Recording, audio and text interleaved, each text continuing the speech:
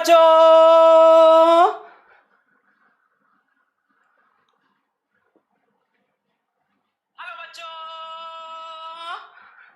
वाह, I am looking so good. बाल सही कर लूं अपने। हेलो हेलो एवरीवन, बाल सही कर लूं अपने। कैसा लग रहा हूं मैं आज?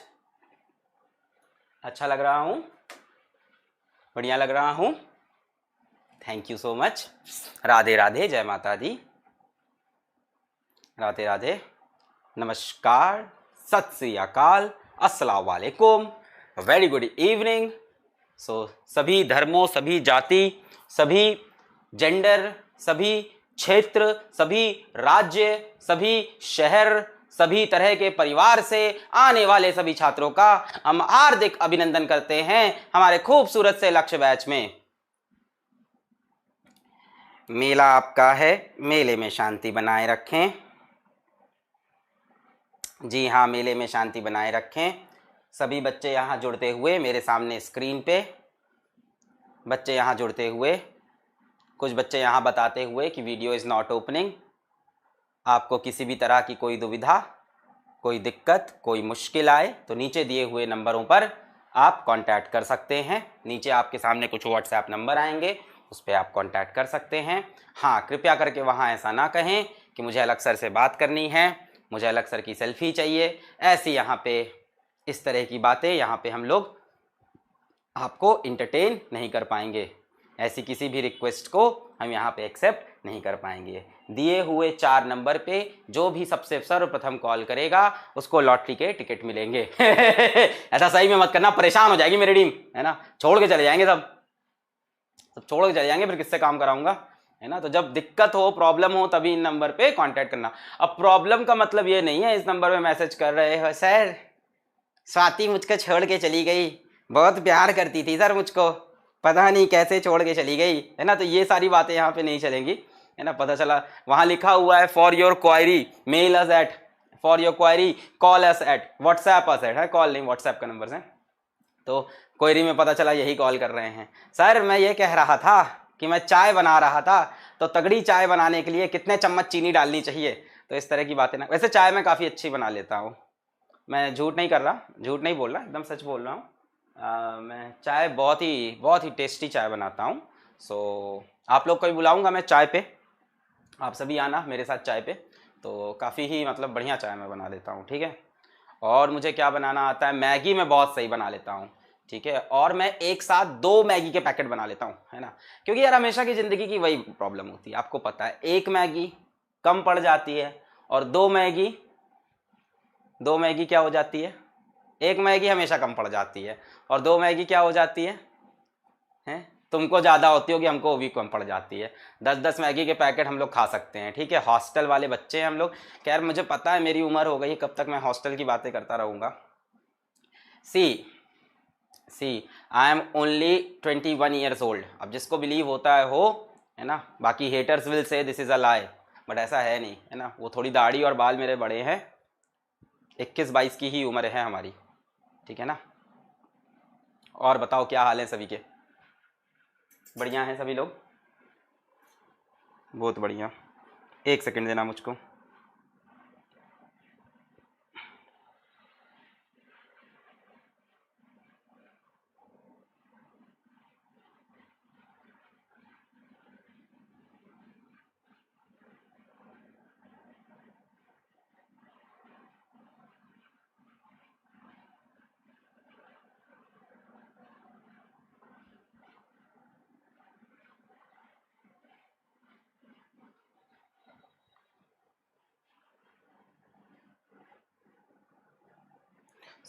स्टार्ट करते हैं भाई।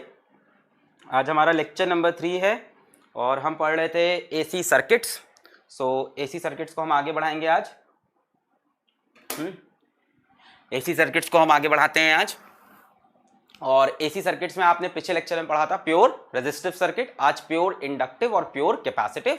फेजर डायग्राम, वेव डायग्राम, है ना, इंडक्टिव रिएक्टेंस, कैपेसिटिव रिएक्टेंस, ऐसी कई चीजें आज हम पढ़ने जा रहे हैं। तो शुरू किया जाए आज का लेक्चर। 1 2 3। हेलो बच्चों, क्या हालचाल? बढ़िया एकदम। So I welcome all of you to the super Lakshya batch for class 12 boards, JEE mains and NEET. और अभी हम पढ़ रहे हैं ऑल्टरनेटिंग करंट और आज है उसका लेक्चर नंबर 3। ठीक, तो लेक्चर नंबर 3 में बच्चों आज है लेक्चर नंबर 3।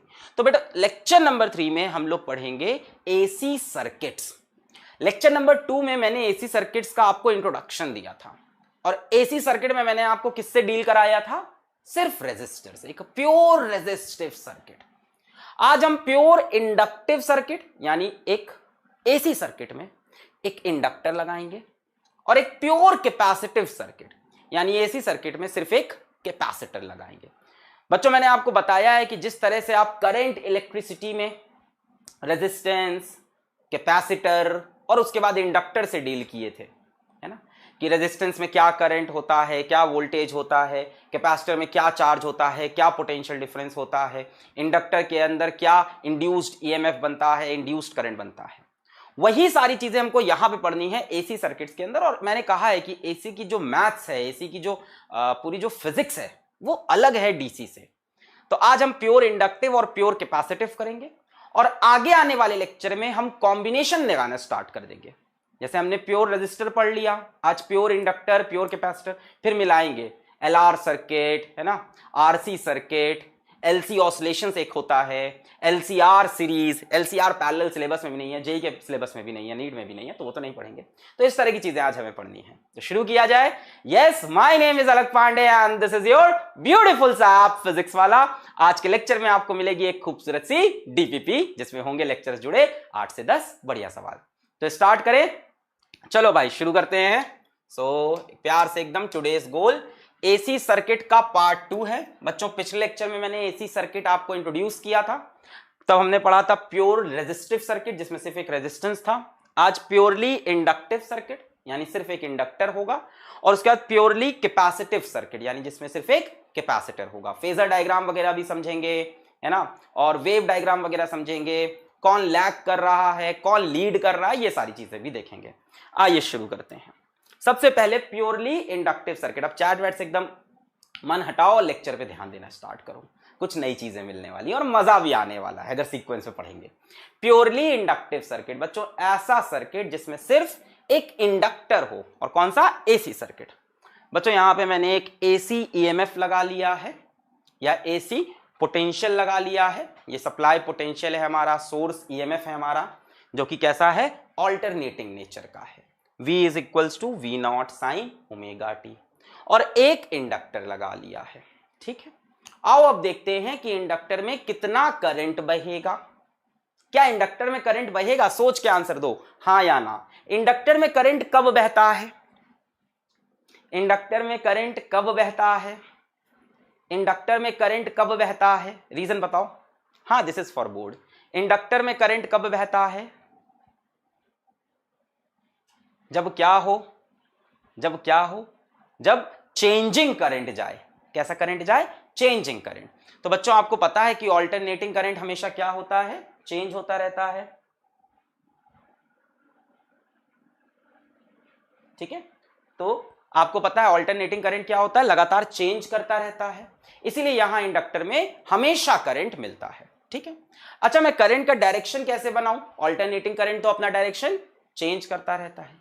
तो किसी एक इंस्टेंट पे, है ना, हम मान लेते हैं at some instant the direction of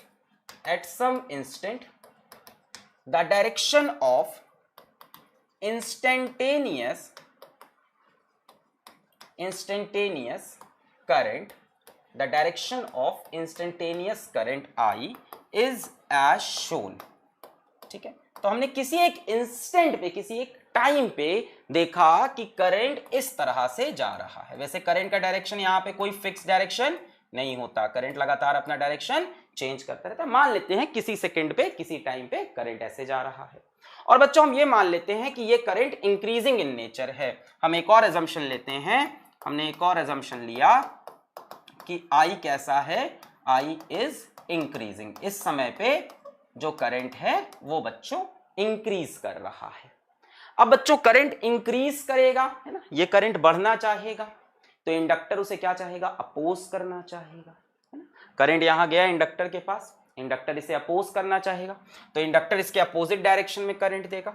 तो मेरे ख्याल से यहाँ पे प्लस यहाँ पे माइनस आ जाएगा, आएगा कि नहीं, यहाँ पे प्लस यहाँ पे माइनस, और इंडक्टर के अक्रॉस एक पोटेंशियल डिफरेंस आ जाएगा, उसको हम बोल देते हैं VL, क्योंकि चेंजिंग करंट है तो इंडक्टर में क्या आता है, पोटेंशियल डिफरेंस आता है ना, जिसको आप EMF E भी बोलते थे, LdI/dt, उसी को मैंने पोटेंशियल अक्रॉस इंडक्टर बोल दिया। अच्छा, करंट कहां से निकल रहा है, सोर्स से निकल रहा है। बच्चों अगर करंट इस समय इस दिशा में जा रहा है, अगर इस समय करंट इस दिशा में जा रहा है, तो क्या यहां पे हम प्लस और यहां पे माइनस मान सकते हैं? अगर करंट इस दिशा में जा रहा है तो हम क्या यहां पे प्लस और इस जगह पे माइनस मान सकते हैं। ठीक है, अब एक काम करते हैं, हम यहां पे किरचॉफ लॉ लगाते हैं। तो बच्चों एक सिंगल लूप आपको दिख रहा है, ये मैंने लूप ले लिया, ठीक है ना, ऐसे क्लॉकवाइज डायरेक्शन में मैंने लूप ले लिया। हम लगाएंगे किरचॉफ वोल्टेज लॉ। क्या लगाएंगे, किरचॉफ वोल्टेज लॉ। क्या बोलता है वो, summation delta V is equals to 0, यही बोलता है। जरा मुझे बताओ मैं क्या लिखूं भाई, यहां पे हम कहां से कहां चले, माइनस से प्लस चले। यहां पे देखो कहां से कहां चले, लूप लिया मैंने, माइनस से प्लस। भाई करंट अगर ऐसे है तो इस सोर्स को हम बोल देते हैं यहां प्लस यहां माइनस, है कि नहीं, करंट ऐसे है तो यहां प्लस यहां माइनस। अच्छा, यहां से हम कैसे चले, सोर्स से माइनस से प्लस, तो गेन इन पोटेंशियल, तो प्लस V रह जाएगा। फिर हम यहां आए बेटा इंडक्टर पे, इंडक्टर में हम कहां से कहां चले, प्लस से माइनस। देखो हमारी पाथ देखो, पाथ कहां जा रही, प्लस से माइनस, प्लस से माइनस मतलब ड्रॉप इन पोटेंशियल, ड्रॉप है तो minus VL is equals to 0। बस बच्चों इतना ही खेल था, इतना ही खेल था। यहां पे आपकी फिजिक्स समाप्त होती है, इसके बाद मैथ्स लगना स्टार्ट हो जाएगी। V minus VL is equals to 0। Clear है, सभी को क्लियर है। V बच्चों यहां रेजिस्टर नहीं है, कई बच्चे कह रहे हैं रेजिस्टर, बेटा क्या लिखा है, purely inductive circuit, purely inductive. Purely inductive का मतलब कि यहां पे रेजिस्टेंस कितना होगा, 0 होगा। प्योरली इंडक्टिव है, पॉसिबल नहीं है बच्चों, ये हाइपोथेटिकल कॉन्सेप्ट है। ऐसा हो ही नहीं सकता कि ऐसा आप कोई कॉइल बनाओ जिसका रेजिस्टेंस ना हो, पर हम प्योर इंडक्टिव पढ़ेंगे, प्योर कैपेसिटिव, फिर सबको कंबाइन करेंगे। ठीक है, तो हमने कहा भाई यहां कहां से कहां चले, माइनस से प्लस, तो ये प्लस V, यहां प्लस से माइनस तो minus VL। V minus VL is equals to 0। Clear है, कहां से कहां चले, माइनस से प्लस, तो क्या हो गया, गेन इन पोटेंशियल, तो प्लस V, और यहां प्लस से माइनस तो माइनस VL। तो हम क्या लिख सकते हैं बच्चों, V minus VL is equals to 0, या हम ऐसे लिख सकते हैं V is equals to VL। बच्चों V कितना है, V है V0 साइन ओमेगा टी, तो V की जगह V0 साइन ओमेगा टी। और बच्चों VL कितना होता है, VL होता है LdI/dt, सभी को पता है। इंडक्टर के अक्रॉस कितना होता है EMF, LdI/dt होता है, ले लिया। अब बच्चों यहां से हम क्या बोल सकते हैं, LdI/dt is equals to V0 sine omega T. अच्छा, बहुत बढ़िया। मेरे को बच्चों करंट चाहिए, क्या चाहिए, करंट चाहिए इंडक्टर के अंदर, आई वॉन्ट करंट। तो मुझे क्या करना चाहिए, क्या मैं लिख दूं DI is equals to V0 sine omega T divided by L और मल्टीप्लाइड बाई dt, क्योंकि मुझे करंट चाहिए, है ना, मुझे क्या चाहिए, करंट चाहिए। क्लियर है। अब हम क्या कर सकते, एक बच्चा कह रहा है सर माइनस कहां गया, मेरा प्यारा बच्चा, मैंने डायरेक्शन पहले से खुद से मान लिया है, मैंने डायरेक्शन पहले से खुद से मान लिया है, मैंने खुद से ये माना कि ये करंट कैसा है, इंक्रीजिंग है ना। आप ये चीजें तो पढ़ो, आप सीधा लिख रहे हो कि माइनस कहां गया LdI/dt में से। बेटा माइनस तो तब लिखते जब हमें डायरेक्शन ना पता होता इंड्यूस्ड EMF का, यहां तो हमें डायरेक्शन पता है। हमने माना किसी गिवन इंस्टेंट पे करंट ऐसे जा रहा है और उस टाइम करंट कैसा है, इंक्रीजिंग है। अब कई बच्चे कहेंगे सर करंट डिक्रीजिंग है तो क्या होगा, सब समझ जाता है बच्चा। अगर करंट डिक्रीजिंग होता तो DI/dt नेगेटिव होता, तो सब समझ जाएगा। ऐसा नहीं है कि तुम सोच रहे हो सर इंक्रीजिंग ही क्यों लिया आपने, डिक्रीजिंग लेंगे तो रिजल्ट डिफरेंट नहीं आएगा, सेम आएगा, फिजिक्स है। अगर करंट डिक्रीजिंग होता तो हम माइनस DI/dt रखते, सब समझ जाता। तो हमने माना इस टाइम करंट कैसा है, इंक्रीजिंग है। अब करंट इंक्रीजिंग है तो बच्चों अगर इधर करंट इंक्रीज करेगा तो ये इसको अपोज करना चाहेगा। बाय इंक्रीजिंग करंट को इंडक्टर क्या चाहता है, कम करना चाहता है।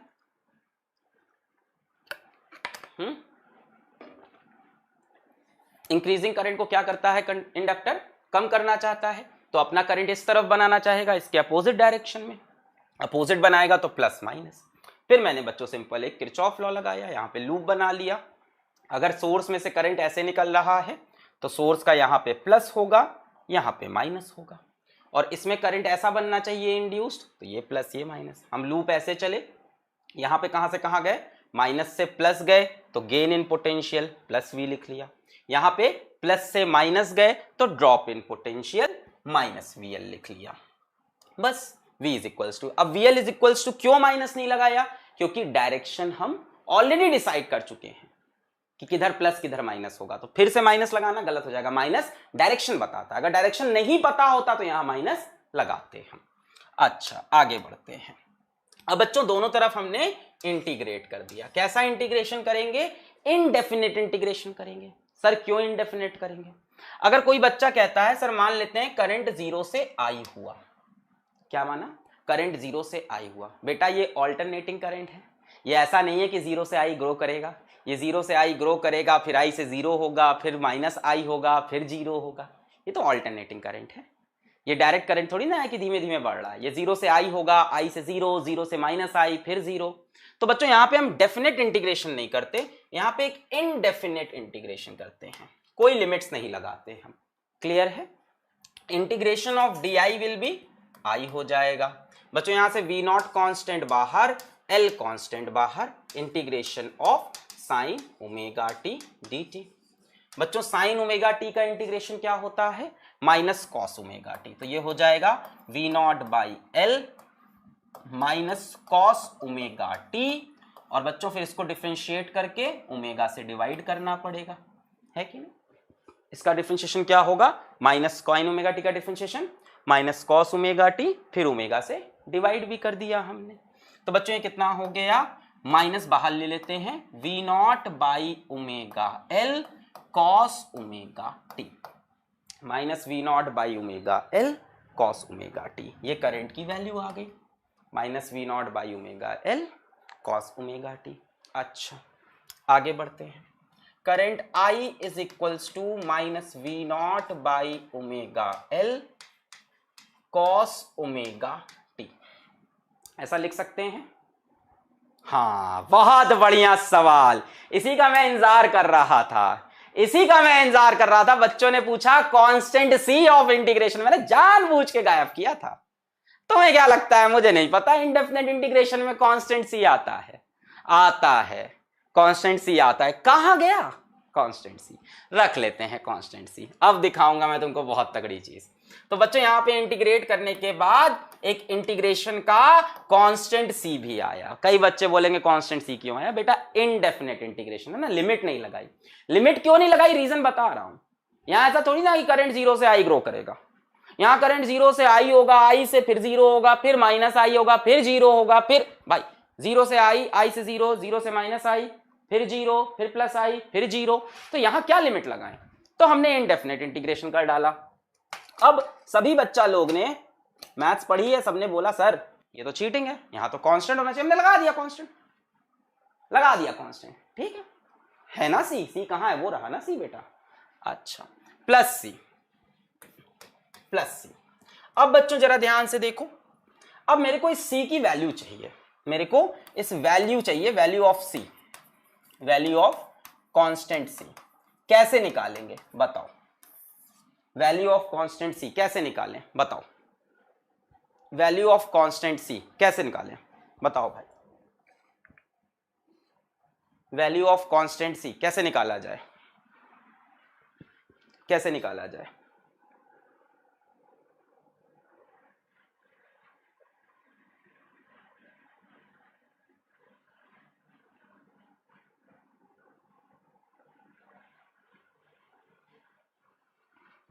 कैसे निकाला जाए वैल्यू ऑफ कांस्टेंट सी, बताओ कैसे निकाला जाए। Cos omega t zero, initial zero. Initial क्या? जब टाइम जीरो है तो करंट जीरो है। ये किसने कह दिया? ये तुमसे किसने कह दिया कि जब टाइम जीरो है तो करंट जीरो? चेक करो, टाइम जीरो रखो, कॉस ओमेगा टी जीरो थोड़ी ना आएगा, कॉस जीरो 1 आ जाएगा। I is equals to V not by omega L, C की value minus V not by omega L. क्या करें? ग्राफ से करें? कैसे करें? कैसे करें? मैं तुमको बताने जा रहा हूं, सीखो। ये चीज कई लोग गायब कर देते हैं, ये चीज कई लोग गायब कर देते हैं। मैंने भी यूट्यूब पे ये स्टेप गायब किया हुआ है, मैं सच बताता हूं, ये स्टेप मैंने भी यूट्यूब से गायब किया है। मैं तुम्हें बताता हूं सी कैसे निकलेगा। अरे ये वाई इंटरसेप्ट वाला ठीक है, ठीक। सुनो ध्यान से, मैं निकालने जा रहा हूं I average for full cycle. मजा आ जाएगा तुमको। क्या निकालने जा रहा? I average for full cycle. बेटा I average for full cycle को क्या लिख सकते हैं? आई बार लिख सकते हैं ऐसे, है ना? तो बेटा कैसे लिखेंगे? Minus V not by omega L cos omega T plus C के ऊपर बार। मैं आई एवरेज निकालने जा रहा हूं। क्या ऐसे लिख सकते हैं? ऐसे लिख सकते हैं। बेटा ये कितना हो जाएगा? Minus V not by omega L cos omega T का एवरेज प्लस कांस्टेंट सी का एवरेज लिख सकते हैं। अब मुझे ये बताओ कि यहां पे minus V not by omega L तो minus V not by omega L ही रहेगा, है ना? ये तो कांस्टेंट वैल्यू है, इसका एवरेज तो यही। कॉस ओमेगा टी का एवरेज कितना होगा? कॉस ओमेगा टी का एवरेज कितना होगा? 0। कई बच्चे कह रहे हैं आई स्क्वायर। बेटा आई एवरेज निकाल रहा हूं, आई स्क्वायर का एवरेज नहीं। कितना होगा? 0 होगा। बहुत बढ़िया। और बच्चों सी के ऊपर एवरेज लगा दिया। सी एक कांस्टेंट क्वांटिटी है, कांस्टेंट का एवरेज तो सी होना चाहिए, कांस्टेंट का एवरेज तो सी होना चाहिए। तो बेटा हमें क्या मिला? इक्वल टू सी मिला, इक्वल टू सी मिला। अब मुझे बताओ कि अगर ऑल्टरनेटिंग करंट है तो फुल साइकिल का आई एवरेज कितना होगा? अगर ऑल्टरनेटिंग करंट है, आई एवरेज फॉर फुल साइकिल कितना होना चाहिए? अगर ऑल्टरनेटिंग करंट है तो आई एवरेज फुल साइकिल का 0 होना चाहिए। तो बेटा ये वैल्यू 0 तो कांस्टेंट सी भी 0 होगा। ये स्टेप छुपा दिया जाता है जनरली, क्योंकि हम लोग बोल देते हैं कि कांस्टेंट 0 है, बच्चा बिलीव कर लेता है। पर लक्ष्य बैच का बच्चा भाई तेज है, वो पूछ रहा है। So I average for full cycle कितना होता है बेटा? 0 होता है। तो यहां से हमें पता चला कांस्टेंट सी की वैल्यू 0 हो गई। क्लियर है? अब क्लियर है? यहां का कांस्टेंट सी क्या होगा? 0। क्लियर? सो ये हटा सकते हैं। नेक्स्ट स्टेप में हम क्या लिखेंगे? I is equals to minus V not by omega L cos omega T लिख सकते हैं। बेटा ये टर्म कैसा दिख रहा है? इसको क्या लिखा जाए? बताओ जरा मुझे, बताओ इसको क्या लिखा जाए? V not by omega L को, इसको क्या लिखा जाए? V not by omega L को कुछ सोचो, क्या लिख सकते हैं? आई नॉट लिख सकते हैं। बहुत बढ़िया। So I is equals to minus I not cos omega t. हमने एक नया वेरिएबल इंट्रोड्यूस कर दिया, आई नॉट। अच्छा, जब हमने एक आई नॉट नया इंट्रोड्यूस किया तो हमें बताना पड़ेगा कि आई नॉट क्या चीज है। क्या है आई नॉट? बेटा आई नॉट है V not by omega L. अच्छा यार, इसको देख के कुछ याद नहीं आ रहा है? इसको देख के कुछ याद नहीं आ रहा है? कुछ रेजिस्टेंस जैसा नहीं दिख रहा है ना? वी नॉट बाई आर होता है, रेजिस्टेंस होता है कि नहीं? नीचे रेजिस्टेंस होना चाहिए ना? ये टर्म आपको कुछ रेजिस्टेंस जैसा नहीं दिख रहा? I is equals to V by R, क्या ये रेजिस्टेंस नहीं लग रहा? ये कुछ कुछ ऐसा लग रहा है कि रेजिस्टेंस है, रेजिस्टेंस जैसा कुछ है। बट बच्चों ये रेजिस्टेंस नहीं है, इसको हम बोलते हैं रिएक्टेंस। एक नया टर्म इंट्रोड्यूस हो रहा है, रिएक्टेंस। और बच्चों क्योंकि ये इंडक्टर के सर्किट का रिएक्टेंस है, नाम पड़ गया इंडक्टिव रिएक्टेंस। इसको हम क्या बोलते हैं? रेजिस्टेंस जैसा है, पर इसको हम क्या बोलते हैं? Inductive reactance. Inductive reactance. बच्चों इसका सिंबल होता है जीटा एल, या एक्सएल भी बोल सकते हो, जीटा एल, इंडक्टिव रिएक्टेंस। ये ओमेगा एल क्या बन गया? जीटा एल के बराबर। So zeta L is equals to omega L. बच्चों ये क्या है? Inductive reactance. जीटा एल क्या चीज है? Inductive reactance, zeta L. अब बच्चों आप मैक्सिमम करंट को, पीक करंट को क्या लिख सकते हो? I not is equals to V not by zeta L. अच्छा मुझे ये बताओ कि इंडक्टिव रिएक्टेंस की यूनिट क्या होगी? सोच के आंसर देना। इसकी बच्चों यूनिट क्या होगी, सोच के आंसर दो, सोच के आंसर दो, इसकी यूनिट क्या होगी, इसकी यूनिट क्या होगी। ध्यान से यहां से देखो, यूनिट यहां से पकड़ में आ जाएगी। यहां से देखो रेजिस्टेंस की ही तो जगह आया है, तो इसकी यूनिट क्या होनी चाहिए, ओम होनी चाहिए। रेजिस्टेंस जैसी ही चीज है, ये अपोज करता है ऑल्टरनेटिंग करंट को। तो बच्चों ये रेजिस्टेंस जैसी ही चीज है, इसकी यूनिट क्या हो जाएगी, ओम हो जाएगी। इसकी यूनिट क्या हो जाएगी, इसकी यूनिट क्या हो जाएगी, ओम हो जाएगी। दिख रहा है, क्लियर। तो बच्चों इसी को हम यहां से आगे बढ़ते हैं। ये तो हमने एक चीज साइड में डिफाइन कर ली, इसको आगे फिर से पढ़ लेंगे एक बार, ठीक है। यूनिटलेस कैसे होगा बेटा, यहां से एक्सएल इज इक्वल्स टू क्या आएगा, V not by I not. V not क्या होगा, वोल्ट, आई नॉट क्या होगा, ampere, volt upon ampere ohm होता है। अब जरा इसको देखो, I is equals to minus I not cos omega T, I is equals to minus I not cos omega t, ठीक है। बच्चों मैं कॉस ओमेगा टी को लिख रहा हूं sine 90 minus theta, sine 90 minus theta लिख सकते हैं बच्चों। कॉस थीटा को साइन 90 माइनस थीटा लिख सकते हैं कि नहीं, कॉस थीटा को sine 90 minus theta. Cos theta को क्यों लिख रहे हैं, क्योंकि बेटा हमारा v किसके टर्म्स में है, साइन के टर्म्स में है, तो हम चाहते हैं हमारा करंट भी किसके टर्म्स में आ जाए, साइन के टर्म्स में आ जाए, इसलिए लिख रहे हैं। हमारा v किसके टर्म्स में था, V not sine omega T, तो हम चाहते हैं हमारा करंट भी साइन के टर्म्स में आ जाए, इसलिए तो हमने लिख लिया कॉस ओमेगा टी जगह साइन 90 माइनस थीटा। बच्चों इस माइनस को क्या मैं अंदर डाल सकता हूं, क्या ये अलाउड होता है, क्या माइनस अंदर डालना अलाउड होता है साइन में, बिल्कुल अलाउड होता है। तो ये माइनस हम अंदर डाल सकते हैं, minus sine theta is sine minus theta, so I is equals to I not sine omega T minus pi by 2 लिख सकते हैं। हाँ बेटा साइन में अलाउड होता है, साइन में हम माइनस साइन को अंदर भी पुश कर सकते हैं, क्लियर है ना। मैंने दो चीजें यहां पे यूज की, पहली चीज मैंने कॉस थीटा की जगह साइन 90 माइनस थीटा लिखा, और दूसरी चीज मैंने आपको बताई कि भाई माइनस साइन थीटा क्या होता है, sine of minus theta, basic चीजें एकदम बताई, क्लियर है। अब मुझे एक बात बताओ, अब मुझे एक बात बताओ कि करंट क्या फेज में है ईएमएफ के साथ कि फेज में नहीं है, फेज में है कि फेज में नहीं है, मुझे ये बताओ, फेज में है कि फेज में नहीं है, मेरे ख्याल से तो नहीं है। कौन पीछे है, करंट की वोल्टेज, कौन पीछे है, करंट की voltage, which is lagging, current और voltage, which is lagging, current is lagging. दिख रहा है करंट ओमेगा टी से पाई बाई 2 पीछे है, सो हम लिखेंगे करंट, हम लिखेंगे करंट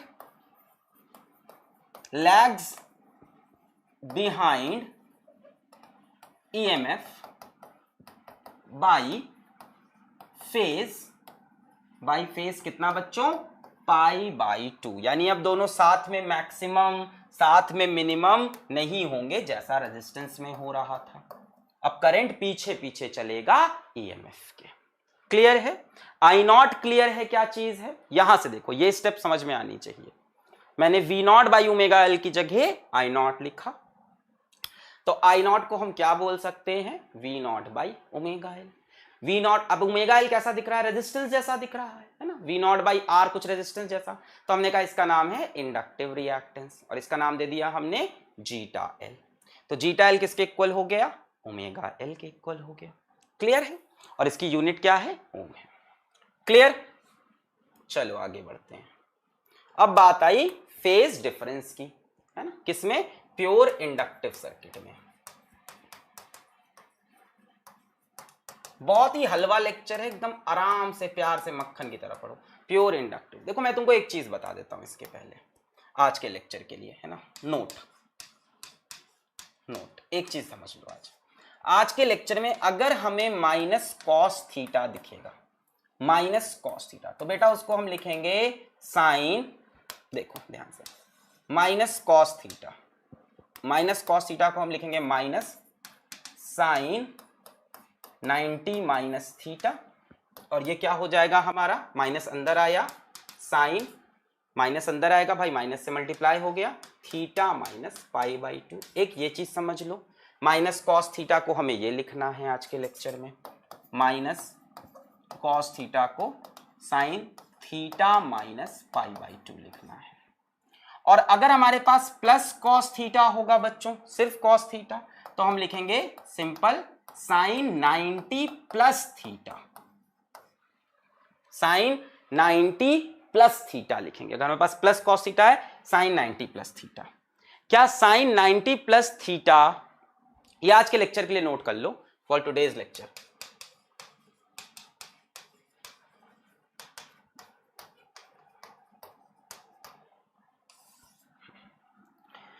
कॉस थीटा अगर प्लस में है तो साइन 90 प्लस थीटा, कॉस थीटा अगर माइनस में है sine theta minus pi by 2। इसको ऐसे भी लिख सकते हो, दूसरे वाले को sine theta plus pi by 2। ये क्लियर? हाँ, अब इसमें सवाल आ रहा है, एक बढ़िया सवाल इसमें बनता है कि सर कॉस थीटा को साइन 90 माइनस थीटा भी लिख सकते हैं, है ना। इस पे सवाल उठा कि सर कॉस थीटा को तो हम साइन 90 माइनस थीटा, बेटा हम नहीं चाहते कि हमारा थीटा नेगेटिव हो। आज के लेक्चर में हम नहीं चाहते कि हमारा थीटा नेगेटिव हो, हमको थीटा को कैसा रखना है, पॉजिटिव रखना है। हम नहीं चाहते कि अंदर थीटा कैसा हो, नेगेटिव हो। जो ओमेगा टी है, हम नहीं चाहते कि ओमेगा टी नेगेटिव हो। यहां से अगर हम थीटा हटा दें, हर जगह ओमेगा टी डाल दें, तो बेटा हम नहीं चाहते कि हमारा ओमेगा टी नेगेटिव हो। Minus cos omega T sine 90 minus omega T, cos की जगह साइन 90 माइनस थीटा, माइनस अंदर आया omega T minus pi by 2। यहां पे हम आज नहीं चाहते, क्या नहीं चाहते, कि हमारा ओमेगा टी नेगेटिव में आए। माइनस कॉस ओमेगा टी क्या बन गया, omega T minus pi by 2, cos omega t. अब इसमें बच्चे कह रहे हैं कि सर साइन 90 माइनस थीटा भी लिख सकते थे, या साइन 90 माइनस ओमेगा टी। हम ओमेगा टी को नेगेटिव नहीं रखना चाहते, इसलिए हमने साइन 90 प्लस ओमेगा टी। क्यों नहीं रखना चाहते बेटा? अगर हम ओमेगा टी को नेगेटिव रख लेंगे तो हम ये पता नहीं कर पाएंगे कि करंट आगे है कि ईएमएफ आगे है। ओमेगा टी हमारा रेफरेंस पॉइंट है। क्या है? Reference point. हम उसी से सब कुछ डिसाइड कर रहे थे, तो इसीलिए हम नहीं चाहते कि ओमेगा टी हमारा नेगेटिव हो पाए। हमें ओमेगा टी को नेगेटिव नहीं करना, एकदम सिंपल भाषा में समझ लो कि ओमेगा टी नेगेटिव ना हो।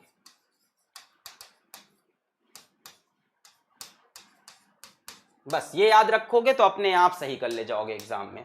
क्या याद रखोगे? कि ओमेगा टी अंदर नेगेटिव में ना आए। सर क्या कॉन्सेप्ट गलत है? नहीं, हम नेगेटिव से भी खेल सकते हैं, पर वो बेवजह का लेंदी मेथड हो। तो हम ओमेगा टी को नेगेटिव नहीं चाहते, इसलिए हमने ये किया है। क्लियर है? क्लियर है? अभी तो ज्यादा सोचने की जरूरत नहीं, अभी टॉपिक पे रुको। माइनस आई नॉट, अच्छा क्या गलत है ये बताना बस। Minus I not cos omega T, क्या मैं कॉस ओमेगा टी को साइन 90 माइनस ओमेगा टी लिख सकता हूं? बताओ क्या गलत है? कॉस ओमेगा टी को साइन 90 माइनस ओमेगा टी सही है।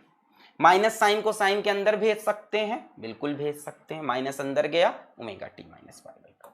हमारा ओमेगा टी कैसा है? पॉजिटिव है। अभी इस पे रुकते हैं, जब दूसरा वाला आएगा तो दूसरे वाले से डील करेंगे। अभी simple minus I not cos omega T था, कॉस ओमेगा टी को साइन 90 माइनस ओमेगा टी, और इस माइनस को अंदर भेजा, omega T minus pi by 2।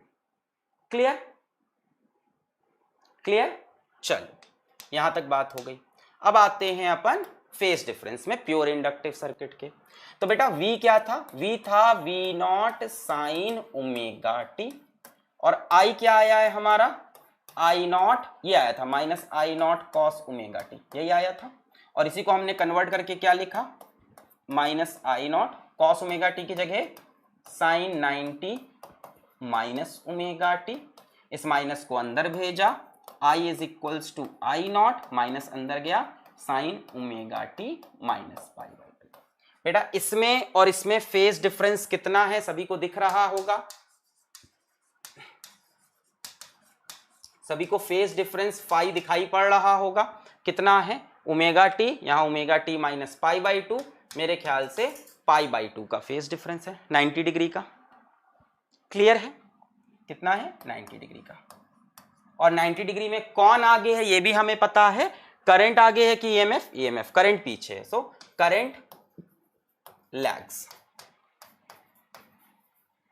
Behind EMF by 90 degree. Clear है, करंट पीछे चल रहा है 90 डिग्री से। आगे बढ़े, अब यहां से फेज डिफरेंस 90 का है। आ जाओ फेजर डायग्राम। चलो बच्चों फेजर डायग्राम बनाते हैं। इसका बना सकते हैं फेजर डायग्राम आप। V is equals to V not sine omega T and I is equals to I not sine omega T minus pi by 2। यही आ रहा है। चलो क्या आप बना सकते हैं फेजर डायग्राम। पहले V को बनाया जाए, पहले V को बनाया जाए। V कितना है, ओमेगा टी एंगल ऊपर है। कितना है, ओमेगा टी। एंटी क्लॉकवाइज चलते हैं angle. What are phasors, anticlockwise rotating vector. Phasor क्या होता है बेटा, एंटी क्लॉकवाइज रोटेटिंग वेक्टर। तो एंटी क्लॉकवाइज में ओमेगा टी चलना चाहिए मुझे। मैं यहां से एंटी क्लॉकवाइज में कितना चला, ओमेगा टी। ये बन गया मेरा वी नॉट। बेचा करंट कहां बनेगा, करंट का फेज क्या है, omega T minus pi by 2। Omega T minus pi by 2 बताओ कैसे बनेगा। ओमेगा टी ऊपर जाएंगे, फिर माइनस पाई बाई 2 नीचे आएंगे। बेटा एंगल कैसे चलते हैं हम, एंटी क्लॉकवाइज, है ना। What are phasor, what are phasor सभी को पता है, कल के लेक्चर में बताया था। Anti clockwise rotating vectors. तो अगर हम करंट को देखें, so omega T anti clockwise जाएंगे, फिर माइनस पाई बाई 2 नीचे, यानी ओमेगा टी इधर गए, फिर यहां से कितना नीचे आए, पाई by 2, plus omega T minus pi by 2। मेरे ख्याल से ऐसे बनेगा करंट आई नॉट। बोलो क्लियर है, इन फोर्थ क्वाड्रेंट। क्लियर है, इसके परपेंडिकुलर। यहां से ओमेगा टी इधर चले, बहुत सिंपल है बेटा। एंगल सबको पता है एंटी क्लॉकवाइज में पॉजिटिव होता है, सभी को पता है angle clock anti clockwise positive होता है, एंटी क्लॉकवाइज। सो V कितना है, V कितना है, ओमेगा टी। तो हम ओमेगा टी इधर आए, V कितना है, ओमेगा टी हम इधर आए। और करंट कितना है, ओमेगा टी इधर गए, फिर पाई बाई 2 नीचे आए। क्लियर, ओमेगा टी उधर गए, फिर पाई बाई 2। अब कई लोग कह रहे हैं क्या आई नॉट और वी नॉट की लेंथ सेम होगी। आप खुद बताओ, सोच के बताओ, आप खुद बताओ, क्या आई नॉट और वी नॉट की लेंथ सेम होगी, क्या आई नॉट और वी नॉट की लेंथ सेम होगी। इट डिपेंड्स, है ना, इट डिपेंड्स। सेम हो भी सकती है, नहीं भी हो सकती, कोई बड़ा हो सकता है, कोई छोटा हो सकता है, depending upon the value of zeta L, है कि नहीं। अब बच्चे पूछ रहे हैं कि सर कौन सा बड़ा है, तो बेटा I not is equals to V not by zeta L. यहां से डिसीजन हो जाएगा। जीटा एल की वैल्यू अगर 1 होती है तो दोनों बराबर हो जाएंगे। जीटा एल की वैल्यू 1 से बड़ी होती है तो आई नॉट छोटा हो जाएगा। जीटा एल की वैल्यू 1 से छोटी होती है तो आई नॉट बड़ा हो जाएगा। ठीक है, क्लियर है, ये हो गया। आगे बढ़े। अच्छा बेटा, इसको बनाने का एक सिंपल तरीका भी है, फेजर नहीं, एक सिंपल तरीका है ना। सिंपल वे ऑफ रिप्रेजेंटेशन जरा सीखो। सिंपल वे ऑफ रिप्रेजेंटेशन, ये भी इंपॉर्टेंट है ना। फेजर भी अच्छी चीज है, आपको आ गया, बहुत अच्छी बात है। सिंपल वे ऑफ रिप्रेजेंटेशन आगे बहुत काम आएगा, जब मिक्स होंगे, जब कई सर्किट मिक्स होने लगेंगे तब मजा आएगा। बेटा simple way of representation, V is equals to V not sine omega T and I is equals to I not sine omega T minus pi by 2। यही है इसका सिंपल वे। देखो V कहां है, कौन पीछे है, करंट पीछे है। अगर मैं करंट को ऐसे बना लूं, देखो तो क्या मैं V को ऐसे बना सकता हूं। सिंपल वे ऑफ रिप्रेजेंटेशन, ये फेजर नहीं है, सिंपल एकदम। अगर मैं करंट को ऐसे बना लूं तो EMF उससे कितना आगे हो जाएगा, 90 डिग्री आगे हो जाएगा। क्या ये फेजर डायग्राम है, ये फेजर डायग्राम नहीं है, not phasor, not phasor, this is not phasor, simple representation है। क्लियर है। अगर मैं करंट को ऐसे बना लूं तो पोटेंशियल उससे 90 डिग्री आगे। ठीक है, ऐसे भी हमें डील करना होगा आगे। क्लियर। चलो आगे बढ़ते हैं। करंट ऐसे तो EMF आगे। वेव डायग्राम बच्चों, अब हम आ गए वेव डायग्राम पे। आ जाओ वेव डायग्राम बनाते हैं। दोनों की इक्वेशन लिख लो। V is equals to V not sine omega T and I is equals to I not sine omega T minus pi by 2।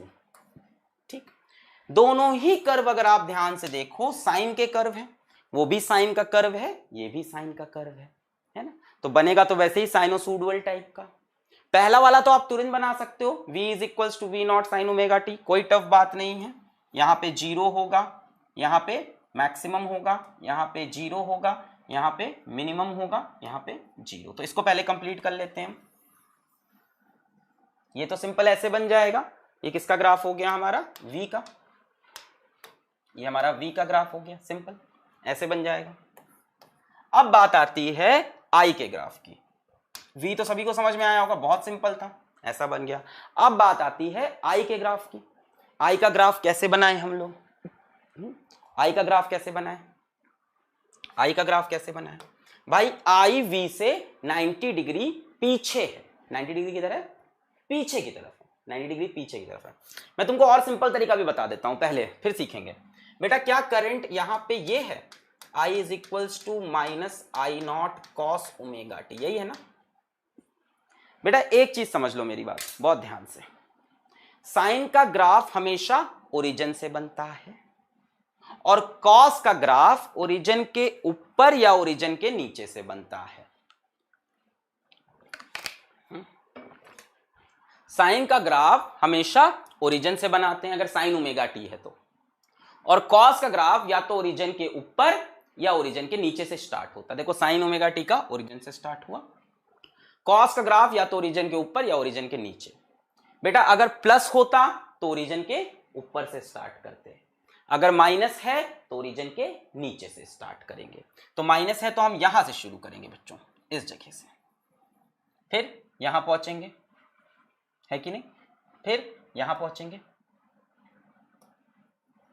फिर यहां आएंगे, फिर यहां आएंगे। जरा मैं ग्राफ कंप्लीट करने की कोशिश करता हूं, फिर समझेंगे भी इसको। ये ग्राफ बनेगा इसका। अब ये क्या हुआ जरा ध्यान से देखो, ये किसका ग्राफ है बच्चों, कॉस का ग्राफ है, माइनस कॉस का ग्राफ होता है ये।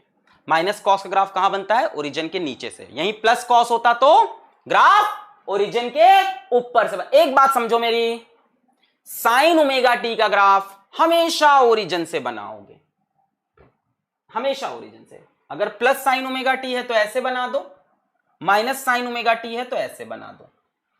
कॉस का ग्राफ ओरिजिन के या तो ऊपर या तो ओरिजिन के नीचे, अगर माइनस है तो नीचे से, प्लस होता तो ऊपर से।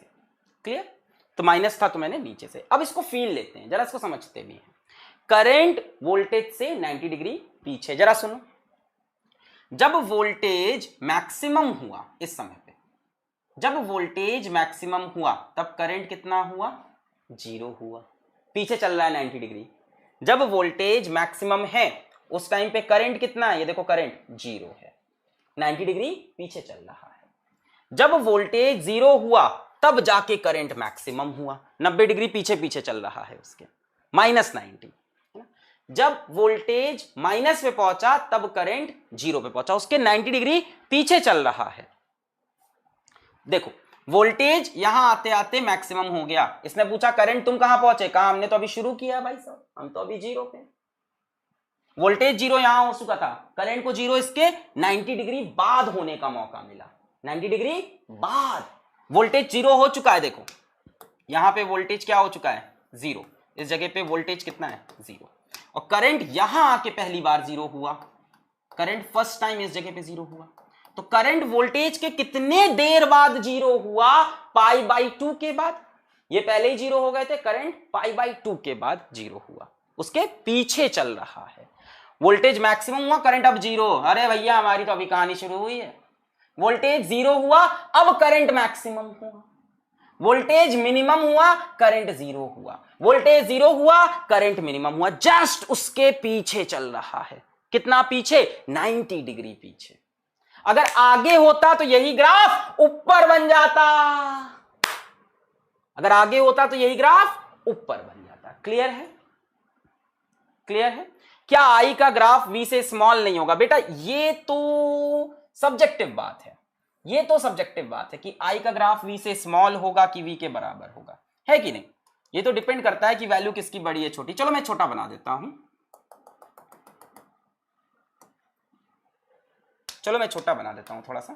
करंट को, है ना, मान लेते हैं करंट थोड़ा छोटा है। जब ये 0 हुआ तो ये, जब ये नेगेटिव हुआ तब ये 0 हुआ, जब ये 0 हुआ तब ये नेगेटिव। थोड़ा मैं छोटा बना देता हूं, चलो सही है।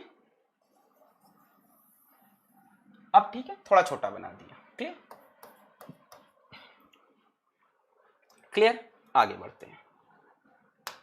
ठीक, करंट 90 डिग्री पीछे चल रहा है। क्लियर क्लियर, फिर से सुनो, वोल्टेज 0 यहां हो चुका है, करंट 0 पहली बार कब हुआ, वोल्टेज यहां 0 हो चुका, करंट 0 कब हुआ, इसके 90 डिग्री बाद जाके 0 हुआ। वोल्टेज मैक्सिमम यहां हो चुका है, करंट पहली बार मैक्सिमम कब हुआ, इससे 90 डिग्री आगे आकर मैक्सिमम हुआ। वोल्टेज पहली बार मैक्सिमम यहां हुआ, पहली बार मैक्सिमम यहां, करंट मैक्सिमम इससे 90 डिग्री बाद हो रहा है। करंट वो काम बाद में कर रहा है जो वोल्टेज कर ले रहा है। क्लियर, चल बहुत बढ़िया। इंडक्टिव रिएक्टेंस, थोड़ी सी इसकी बात कर लेते हैं बच्चों हमने देखा कि आई नॉट की वैल्यू यहां आ रही थी V not by omega L, ये आ रहा था।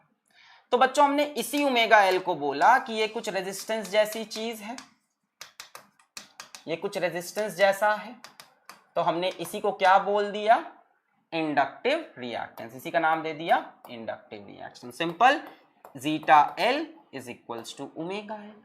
बच्चों ओमेगा क्या होता है, शायद 2 पाई एफ होता है, तो zeta L is equals to 2 pi F into L, लिख सकते हैं ओमेगा 2 पाई। इस जगह पे हमने रेजिस्टेंस की जगह, एकदम दिमाग में फील लो कि जो काम रेजिस्टेंस का था वो काम कौन करेगा, इंडक्टिव रिएक्टेंस। जैसे आप करंट निकालते थे ना V बाई आर से, अब V बाई जीटा एल से निकालो, V बाई जीटा एल, यहां से करंट की वैल्यू क्या बन जाएगी, V not by zeta L. Simple, V not by zeta L, simple. अच्छा जरा एक चीज बताओ, क्या आप ये ग्राफ बना सकते हो जीटा एल वर्सेस फ्रीक्वेंसी का? जरा वहां से देखो expression, zeta L versus frequency का ग्राफ क्या होगा, डायरेक्टली प्रोपोर्शनल है फ्रीक्वेंसी के, यानी ये ग्राफ बनेगा मेरे ख्याल से, जीटा एल वर्सेस फ्रीक्वेंसी का डायरेक्टली प्रोपोर्शनल है, एकदम सीधा ग्राफ। बच्चों इसकी स्लोप कितनी होगी, क्या इस ग्राफ की आप स्लोप भी बता सकते हो, क्या इस ग्राफ की स्लोप आप मुझे बता सकते हो, इसकी स्लोप कितनी होगी बच्चों, इसकी स्लोप कितनी होगी, y is equals to M X लिखते हैं भाई, प्लस सी होगा नहीं क्योंकि y इंटरसेप्ट तो 0 है, एक्सिस पे कट रहा है, ओरिजिन पे, y is equals to M X. Y axis पे कौन है, जीटा एल है, एक्स एक्सिस पे कौन है, फ्रीक्वेंसी है, तो बचा क्या, 2 पाई एल बचा इनटू फ्रीक्वेंसी। बच्चों स्लोप कितनी हो गई इसकी, 2 पाई एल के बराबर। Clear, y is equals to M X का ग्राफ है बेटा ये, क्यों, क्योंकि यहां पे कोई y इंटरसेप्ट नहीं, तो y is equals to M X लिख सकते हैं, प्लस सी लगाएंगे नहीं, y इंटरसेप्ट 0। स्लोप कितनी हो जाएगी, हमने कहा y एक्सिस पे जीटा एल है, x एक्सिस पे फ्रीक्वेंसी है, बचा क्या, 2 पाई। क्लियर, बहुत बढ़िया। नेक्स्ट, अच्छा बच्चों इसकी यूनिट भी लिख ली जाए यहां पे, है ना, इसकी यूनिट क्या होगी, इसकी यूनिट क्या होगी, ओम, जो रेजिस्टेंस की यूनिट है। Next, note for DC circuit, थोड़ा डीसी सर्किट की बात करते हैं बच्चों जीटा एल की वैल्यू कितनी है, ओमेगा एल है, या जीटा एल की वैल्यू को मैं 2 पाई एफ एल भी बोल सकता हूं। बच्चों अगर डीसी सर्किट है, बच्चों डीसी सर्किट में करंट क्या ऊपर नीचे जाता है, क्या करंट की कोई फ्रीक्वेंसी होती है डीसी में, नहीं, करंट एक ही डायरेक्शन में चलता है, तो डीसी सर्किट में फ्रीक्वेंसी कितनी हो जाएगी, 0 हो जाएगी। फ्रीक्वेंसी 0 होने की वजह से जीटा एल भी कितना हो गया, 0 हो गया। तो डीसी सर्किट में ये कोई रेजिस्टेंस नहीं देते, in DC circuit inductance provides no resistance to current, to constant current लिख लेते हैं, to constant current। ये तो हमको पता भी था कि constant current को इंडक्टर अपोज नहीं करता, to constant current DC circuit में ये काम नहीं करते, इसलिए वहां पे हमने जीटा एल नहीं पढ़ा, एसी में हम पढ़ रहे हैं, एसी में क्या करते हैं, ये अपोज करते हैं। देखो ना, V को कम करने के हेल्प करते हैं। यहां देखो V को कम कर रहे हैं, रोक रहे हैं, करंट को रोक रहे हैं। डीसी में क्यों नहीं है बच्चा? क्योंकि डीसी में फ्रीक्वेंसी ही 0 है, करंट ऊपर नीचे होता ही नहीं, तो जीटा-L भी 0 है। तो there is no resistance to constant. Constant याद रखना, अगर कांस्टेंट नहीं होगा तो फिर इंडक्टर काम करने लगेगा। हम ये मान रहे हैं कि डीसी का यहां पे करंट कैसा है? कांस्टेंट, जैसा करंट इलेक्ट्रिसिटी में पढ़ते आए हैं। ठीक है, अच्छा। अब एक बच्चा कह रहा है सर इंडक्टर का खुद का रेजिस्टेंस तो होगा। बेटा वो अलग चीज है, हम किसकी बात कर रहे हैं आज? हम किसकी बात कर रहे हैं आज? हम आज किसकी बात कर रहे हैं बच्चा? प्यारा बच्चा, हम किसकी बात कर रहे हैं आज?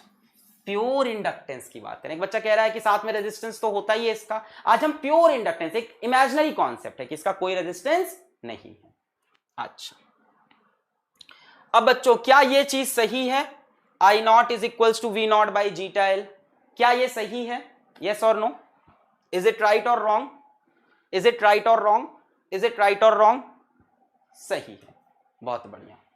बच्चों क्या ये भी सही है? क्या ये भी सही है कि ये गलत है? सोचो, क्या ये भी सही है?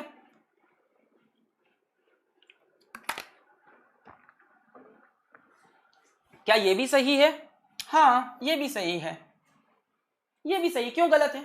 I नॉट की जगह लिख सकते हो IRMS√2, V नॉट की जगह लिख सकते हो VRMS√2, √2 कैंसिल। क्यों नहीं सही है भाई? अगर ये सही है, I नॉट की जगह आप क्या लिख सकते हो?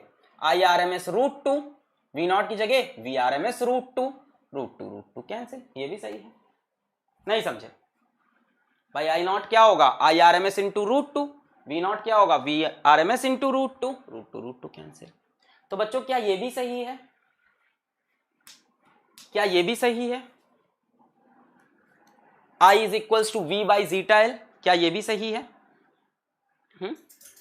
ये भी सही है? बच्चों ये सही नहीं है। रीजन क्या है? बच्चों आप इंस्टेंटेनियस में ये चीज नहीं लिख सकते, है ना? इंस्टेंटेनियस के लिए आप ये चीज नहीं लिख सकते। सर क्यों नहीं लिख सकते इंस्टेंटेनियस में? बेटा आप क्यों गलत लिख रहे हो जरा सुनो। अगर आप यहां से I निकालोगे तो I क्या आ जाएगा? V की जगह V not sine omega t by zeta L. तो बेटा यहां से तो आप बोलने लगोगे, अगर इसको हम ट्रू माने तो ये होगा, तो आप बोलोगे I not sine omega T, ये बोलने लगोगे आप, और ये क्या हो जाएगा? गलत हो जाएगा। इंस्टेंटेनियस के लिए आप नहीं लिख सकते, आप पीक के लिए एक्सप्रेशन लिख सकते हो, आरएमएस के लिए लिख सकते हो, इंस्टेंटेनियस नहीं लिख सकते। अगर आप इंस्टेंटेनियस में लिख दिए बेटा V क्या होता है? V not sine omega T होता है। V क्या होता है? V not sine omega T. ये इंस्टेंटेनियस वैल्यू है। ये कैसी वैल्यू है? इंस्टेंटेनियस, इंस्टेंटेनियस वैल्यू है। सो V not sine omega T upon XL, ये क्या बन गया? I not. बेटा ये तो गलत है, I तो sign omega T minus pi by 2 आना चाहिए था। Sign omega T minus pi by 2 है कि नहीं आना चाहिए? ये दोनों सही है, ये गलत है। इंस्टेंटेनियस पे आप ये नहीं लिख सकते बेटा I is equals to V by zeta L. ये इंस्टेंटेनियस करंट, ये इंस्टेंटेनियस वोल्टेज, यहां नहीं लिख सकते भाई। V की वैल्यू क्या होती है? V not sine omega t. V not by zeta L क्या बन गया? I not. ये क्या बन गया? I not sine omega t. भाई ये तो गलत है ना, करंट क्या आ रहा है? I not sine omega T minus pi by 2। तो ये एक्सप्रेशन गलत है, आप इंस्टेंटेनियस के लिए नहीं लिख सकते, बाकी दोनों सही है। क्लियर? क्लियर नहीं आया अभी भी? मैं कह रहा हूं ये दोनों तो सही है भाई। यहां क्यों, यहां तक ये तो सही है, 100% श्योर है, इस पे किसी को डाउट नहीं है। ये तो 100% आप श्योर हो कि सही है। ये कैसे सही हुआ? I नॉट की जगह IRMS√2, V नॉट की जगह VRMS√2, √2 कैंसिल, ये आ गया। बेटा इंस्टेंटेनियस के लिए एक्सप्रेशन लिखना गलत बात है। क्यों गलत बात है? हमने कहा V की वैल्यू क्या है? V not sine omega t. V not by zeta L क्या बन गया? I नॉट बन गया। I नॉट बेटा ये तो गलत एक्सप्रेशन आ रहा है, क्या आना चाहिए? Sign omega T mine. भाई दोनों सेम फेज में नहीं है, दोनों सेम फेज में नहीं है, दोनों का फेज क्या है? डिफरेंट है। तो इंस्टेंटेनियस लिखना गलत है। पीक वैल्यू में कर सकते हैं, आरएमएस वैल्यू में कर सकते हैं। क्लियर? चलो सवाल करते हैं, आ जाओ। Let's solve a question. An alternating EMF E is equals to 100 sin 100 pi t plus pi by 3 is applied across a pure inductor L is equals to 2 by pi Henry. Find the expression of alternating current. ठीक है, alternating EMF apply किया गया किस पे? Pure inductor पे. Find the expression for alternating current. Alternating current का expression चाहिए हमको इसमें से. E कितना है? 100 sin 100 pi t plus pi by 3. E है 100 sin 100 pi t plus pi by 3. यही E है 100 sin 100 pi t plus pi by 3. L कितना है? 2 by pi Henry. L is 2 by पाई. बच्चों सबसे पहले I नॉट निकालने की कोशिश करते हैं. I नॉट के लिए हमें E नॉट चाहिए, पता है. जीटा एल चाहिए. Zeta L is equals to omega L. बेटा यहां से ओमेगा की वैल्यू कितनी होगी जरा मुझे बताओ. E is equals to E not sine omega T. इसको ऐसे लिख सकते हो, सोचो. E is equals to E not sine omega T plus pi by 3. बिल्कुल ऐसा लिखा हो सकता है, इसमें कुछ गलत नहीं है, ऐसा लिखा हो सकता है. बेटा यहां से ओमेगा की वैल्यू क्या हो गई? 100 पाई हो गई. ऐसे लिख सकते हैं EMF, जरूरी नहीं कि सिर्फ ओमेगा टी लिखा हो, इस तरह से भी लिखा होता है. फेज. बेटा इसके अंदर जो भी है वो क्या है? फेज है. तो ओमेगा की वैल्यू कितनी हो गई? 100 पाई. अब यहां से आप जीटा एल निकाल लोगे. Zeta L is equals to omega L 100 pi into 2 by pi. Pi pi cancel. Zeta L की वैल्यू कितनी आ गई? 200 आ गई. जीटा एल की वैल्यू कितनी आ गई? 200 आ गई. अब आप आई नॉट निकाल सकते हो. I not is equals to V not by zeta L. बेटा वी नॉट यहाँ पे या ई नॉट बोल दें इसी को, इस टाइम पे वी नॉट बोले या इस टाइम पे क्या बोल दें? ई नॉट बोल दें. ई के टर्म्स में दिया है. ई नॉट कितना है हमारा? 100. जीटा एल कितना है हमारा? 200. तो ये कितना हो गया? आई नॉट 1/2 यानी 0.5. अब बेटा करंट का एक्सप्रेशन क्या बनेगा? I is equals to I not sine, और इससे कितना पीछे हो? Pi by 2. इससे पूरे से, इस पूरे से कितना पीछे हो? Pi by 2. सिर्फ इससे पीछे मत कर देना कि आपने लिखा 100 pi T minus pi by 2. नहीं, इस पूरे से पाई बाई 2 पीछे, यानी 100 pi T plus pi by 3. यहां तक तो यही है. इससे कितना पीछे होना चाहिए? पाई बाई 2 पीछे, इस पूरे से इसके. ठीक, तो कितना हो जाएगा? I is equals to I not is 0.5 sine 100 pi T. बेटा यहां एलसीएम हो जाएगा 6. 2 पाई माइनस 3 पाई कितना हो गया? Minus pi by 6. ये आ रहा है, आ रहा है minus pi by 6. 100 pi T minus pi by 6. 0.5 sine 100 pi T minus pi 6. Clear? आप ये मत सोचने लगना कि सीधा हम 100 pi T minus pi by 2 लिख दें, है ना. एक दिमाग में आता है कि ये वाला, ये बच्चों गलत हो जाएगा. आपको इसके फेज से पाई बाई 2 पीछे जाना है. क्लियर? आपको इसके फेज से पाई बाई 2 पीछे जाना है. क्लियर हुई बात?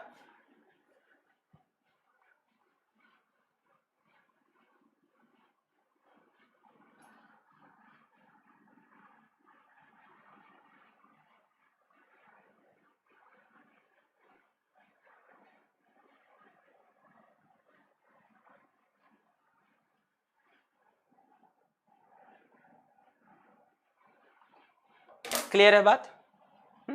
इसके फेज से पाई बाई 2, ये नहीं कि 100 पाई टी से पीछे चले गए. ये जो भी लिखा है ना, EMF के फेज से करंट पाई बाई 2 पीछे, तो इस फेज से पाई बाई 2 पीछे. अब क्लियर हो गई बात एकदम? अब क्लियर है? बहुत बढ़िया. Next question. Find the maximum value of current when an inductance of 1 Henry is connected to an AC source of 110 volt 70 hertz. हमारे पास एक इंडक्टेंस है. कितना है inductance? L is equals to 1 henry. कितना है? L is equals to 1 henry. अच्छा, is connected to an AC source of 110 volt 70 hertz. बेटा 70 हर्ट्ज क्या हो गई? फ्रीक्वेंसी हो गई. बहुत बढ़िया. बेटा 110 वोल्ट क्या है मुझे ये बताओ. What is this 110 volt? What is this 110 volt? 110 volt क्या है? वी नॉट है कि वी आर एम एस? मैंने बताया था जब ना गिवन हो तो क्या लेते हैं? आर एम एस लेते हैं। क्या लेते हैं? R M S. जब भी ना गिवन हो, कुछ ना गिवन हो तो R M S. So V R M S given है 110 वोल्ट। बच्चों क्या पूछा है? Maximum value of current. हमसे आई नॉट पूछा है। Find the maximum value of current. हमसे तो आई नॉट पूछ रहे हैं ये। सो आई नॉट कितना हो जाएगा इस केस में? V not by zeta L हो जाएगा। बच्चों वी आर एम एस पता है क्या? आप वी नॉट निकाल सकते हो यहां से। वी आर एम एस पता है? वी आर एम एस क्या होता है? What is V R M S? What is V R M S? V R M S is V not by root two. What is V R M S? V not by root two. तो बच्चों इसकी जगह V not by root two is equal to 110। यहां से V not की value मिल गई आपको। V not is equals to 110 into root two बोल सकते हैं। अच्छा, बाकी जीटा एल आप निकाल लो। 2 पाई एफ इंटू एल। 2 पाई, पाई को 22/7 लिख दें, 22/7। फ्रीक्वेंसी कितनी है? 70। एल कितना है? 1। 7 जा 7, 7 10 जा 70। कितना हो गया? 220 इंटू 2, 2 2 जा 4, 2 2 जा 4, 440। यूनिट क्या होगी बेटा? ओम होगी इसकी यूनिट। वी नॉट मिल गया, जीटा एल मिल गया। अब आप आई नॉट निकाल सकते हैं। वी नॉट मिल गया, जीटा एल मिल गया। अब आप आई नॉट की वैल्यू फाइंड कर सकते हैं। Simple, I not is equals to V not by zeta L. V not कितना है? 110 इंटू रूट टू, और ये कितना है? 440। 0 0 कैंसिल, 11 जा 11, 11 4 जा 44। Root two is 1.414। बेटा डिवाइड कर लो। 4 1 से कटा नहीं, पॉइंट लगा। 14, 4 3 जा 12, 21, 4 5 जा 20, 0.35 एम्पियर। क्लियर सभी को? क्लियर है? प्रैक्टिस करा रहे थे। चलो नेक्स्ट क्वेश्चन सभी लोग उड़ाएंगे अब। क्लियर है? क्लियर है? जो अगर लिखा ना हो तो क्या मानते हैं? आरएमएस मानते हैं। तो वी आरएमएस कितना हो गया? 110 हो गया। क्लियर? यहां से आप वी नॉट निकाल सकते हो। V RMS is V not by root two, तो 110 रूट टू। एक्सएल कितना हो जाएगा? 2 पाई एफ एल। निकाल लिया। I not is equals to V not by zeta L. Simple. Clear? चलो बहुत बढ़िया। नेक्स्ट सवाल, चलो ये बताओ।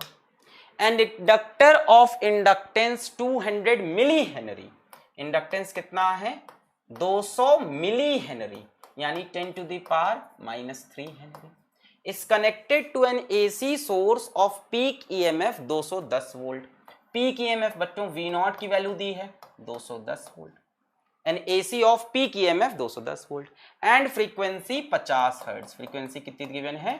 50 हर्ट्ज गिवन है। What is the instantaneous current when the voltage of source is at peak value? बताओ।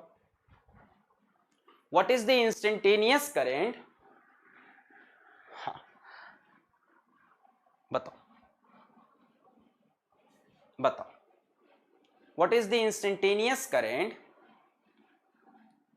ये सारी चीजें गिवन है। What is the instantaneous current when the voltage of source is at peak value?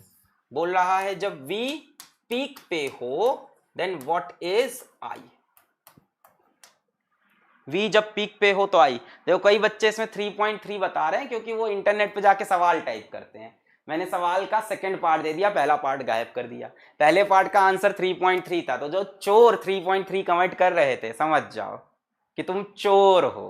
तुम internet पे गए, type करके answer लेके आ गए, है ना। 3 वर्ड टाइप किए, तुम्हें आंसर मिला। बेटा करेक्ट आंसर 0 है। बहुत सिंपल है, बहुत सिंपल है। मैंने बताया था, आपने देखा अभी वहां पे ग्राफ कि जब करंट मैक्सिमम होता है तब वोल्टेज 0 होता है, जब वोल्टेज मैक्सिमम होता है तो करंट 0 होता है। ये तो आपने ग्राफ में देखा था।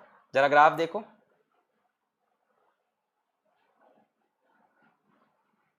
ये देखो, जब वोल्टेज पीक पे है तो करंट कितना है? 0। इसी बात को यहां लिख सकते हो। व्हेन V का पीक आता है तब करंट का 0 आता है। और सिमिलरली व्हेन करंट की पीक आती है करंट की पीक देखो कहाँ पे, यहाँ पे। इस टाइम वोल्टेज क्या है, 0, उस टाइम वोल्टेज 0 आता है, 90 डिग्री आउट ऑफ फेस है। क्लियर हुई बात? जब करंट मैक्सिमम तब वोल्टेज 0, जब वोल्टेज मैक्सिमम तो करंट 0। सिंपल सा आंसर था, वैल्यूज वगैरह सिर्फ कंफ्यूज करने के लिए आपको गिवन थी वहां पे, सिर्फ कंफ्यूज करने के लिए। इन वैल्यूज का इस क्वेश्चन से कोई लेना देना नहीं, सिंपल। क्लियर? चलो आगे बढ़ते हैं बच्चों। अब आ गए प्योरली कैपेसिटिव सर्किट। अब ये चुटकियों में सॉल्व कर दो, क्योंकि तुम कहानी समझ में आ गई कि आज करंट और ईएमएफ साथ में नहीं चल रहे हैं। बहुत इजी है, प्योरली कैपेसिटिव, जिसमें सिर्फ एक कैपेसिटेंस हो।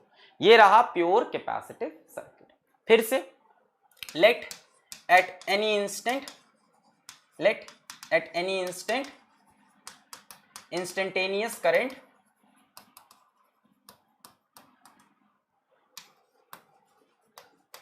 Is in the direction shown.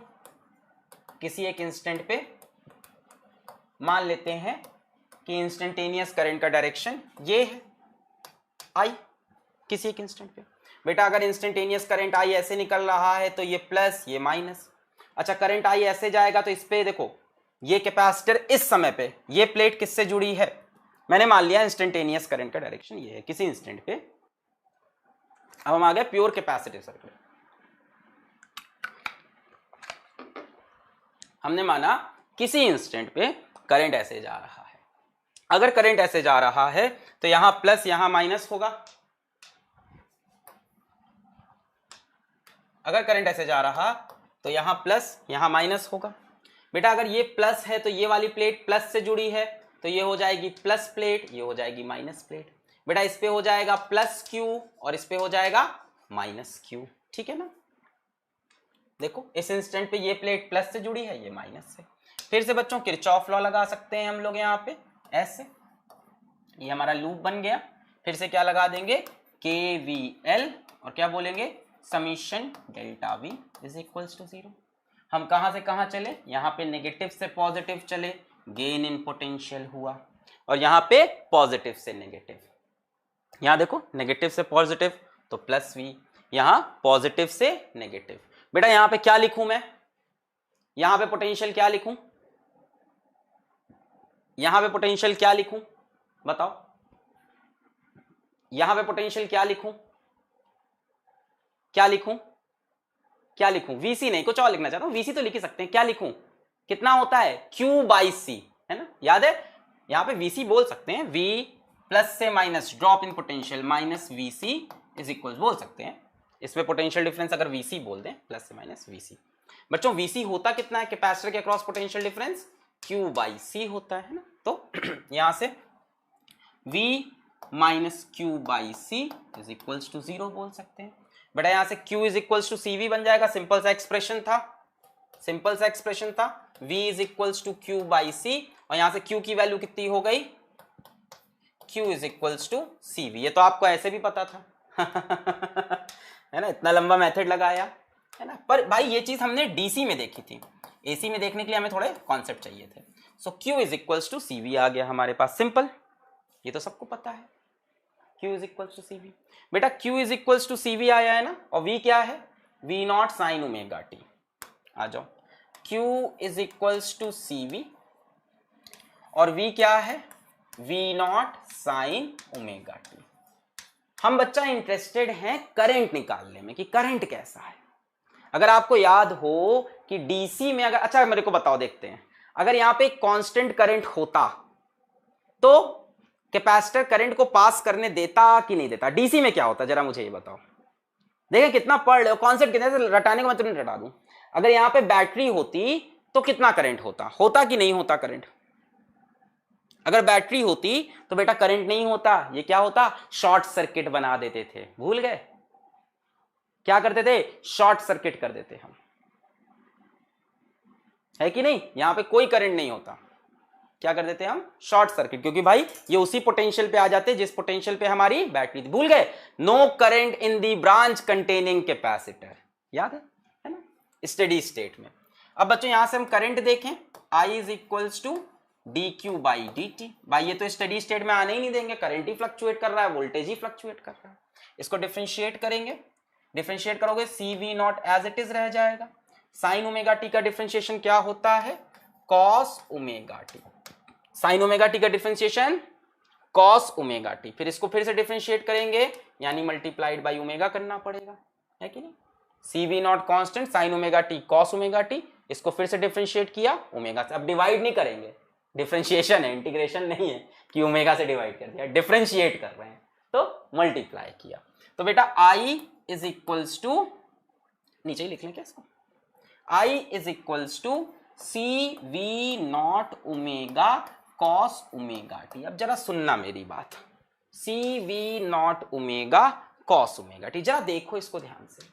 I is equals to C V not omega cos omega, मैं इसको ऐसे लिखूंगा, देखना जरा मैं कैसे लिखूंगा, V not upon 1 by omega C into cos omega T. कोई दिक्कत?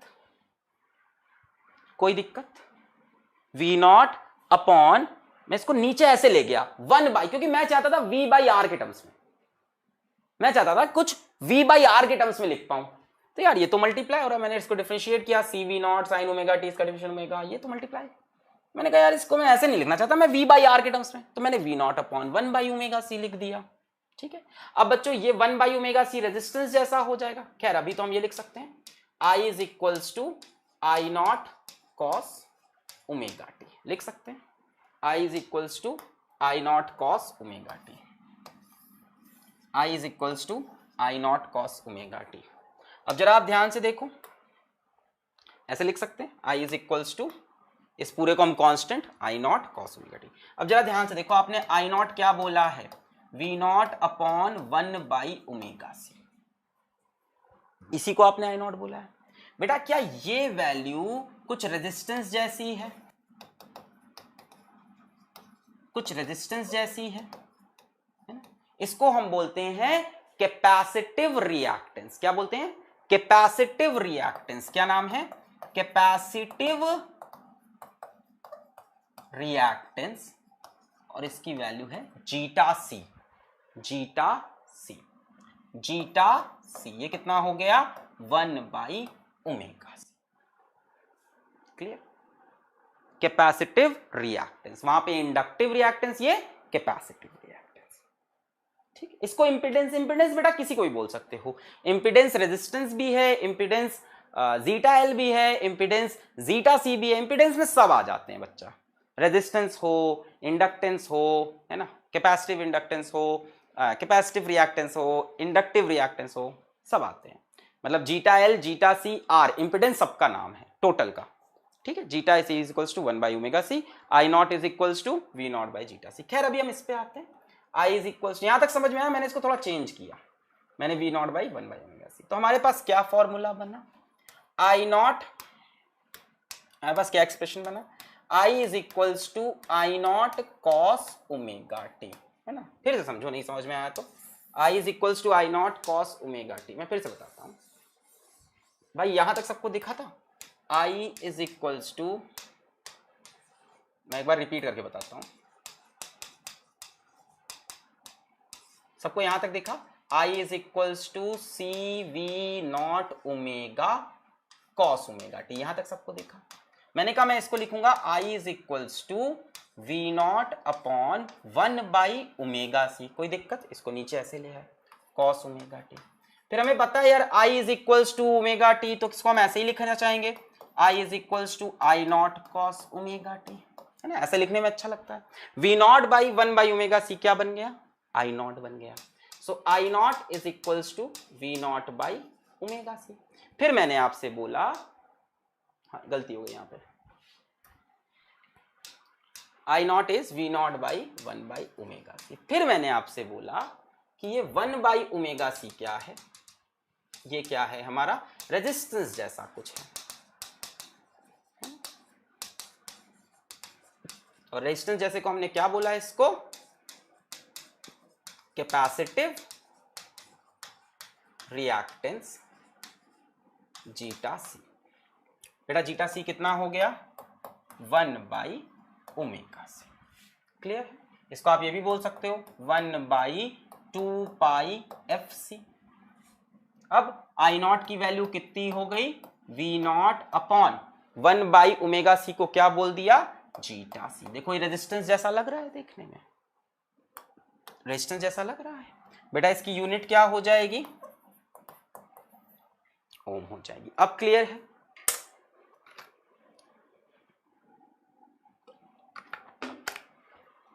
इंपिडेंस मतलब नेट रेजिस्टेंस, सिंपल।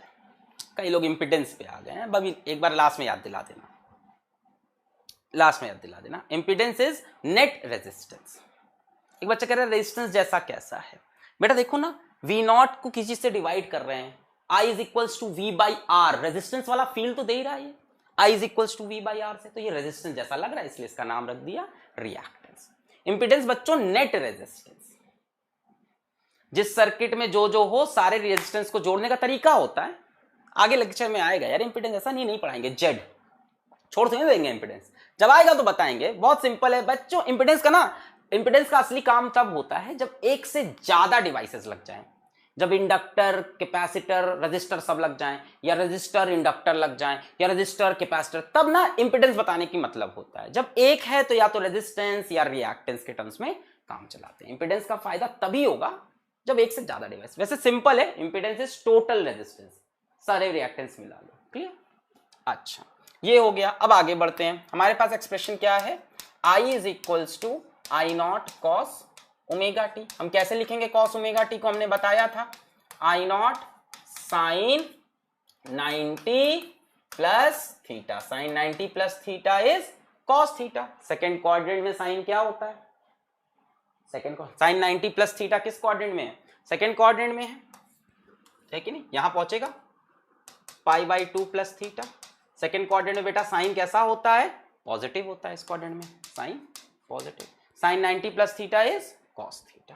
तो इसको हम लिख लिए I is equals to I not sine omega T plus pi by. यानी अब आपको समझ में आया कि यहां पे करंट क्या कर रहा है? Current leads EMF bye phase pi by 2। Inductor में लैग करता है पाई बाई 2 से, और यहां पे लीड करता है पाई बाई 2 से। इंडक्टर में लैग, यहां पे कैपेसिटर में lead by pi by 2, 90 degree. Current Leeds और वहां पे करंट लैग, इंडक्टर में लैग और यहां पे लीड। क्लियर? चलो बहुत बढ़िया। नेक्स्ट, फेज डिफरेंस बेटा बताने की जरूरत नहीं, अब तो आप समझ गए हो। V is equals to V not sine omega T है, और I is equals to I not sine omega T plus pi by 2। किसकी बात कर रहे हैं? प्योर कैपेसिटिव की। फेज डिफरेंस सभी को दिख रहा है? फाई कितना है यहाँ पे भी? 90 डिग्री। कौन लीड कर रहा है? करंट लीड कर रहा है। Current leads EMF by 90। Inductor में करंट लैग करता है, कैपेसिटर में लीड करता है। सिंपल। फेजर डायग्राम, चलो फेजर डायग्राम बनाते हैं। अब तो सब सिंपल है। V is equals to V not sine omega T, I is equals to I not sine omega T plus pi by 2। चलो V तो सभी लोग बना सकते हैं, V तो सभी लोग बना सकते हैं, V तो सभी लोग बना सकते हैं। भाई यहां से कितना एंटी क्लॉकवाइज जाना है? ओमेगा टी एंगल करो। कितना V के लिए? कितना? Omega T. तो यहां से कितना आए? ओमेगा टी आए। क्या बन गया हमारा? V नॉट बन गया। क्लियर है? ये तो सभी को समझ में आया होगा। V is equals to V not sine omega T, omega T आए एंटी क्लॉकवाइज। अब I के लिए कितना आना है? Omega T plus pi by 2। तो पहले ओमेगा टी तो चलो ही चलो, और फिर इसके बाद 90 डिग्री और चलो, मतलब कहीं यहां। क्लियर है? पहले ओमेगा टी तो चलना ही चलना है, उसके बाद 90 डिग्री और चलना है। देखो ओमेगा टी चले पहले एंटी क्लॉकवाइज, फिर 90 और चले, क्या आ गया? I not. क्लियर है? V के लिए हम ओमेगा टी चले एंटी क्लॉकवाइज, I के लिए ओमेगा टी चले फिर 90 और चले। क्लियर? क्लियर? क्लियर? अच्छा, नेक्स्ट इसी को बच्चों अगर हम लोग एकदम सिंपल रिप्रेजेंटेशन करें इसका,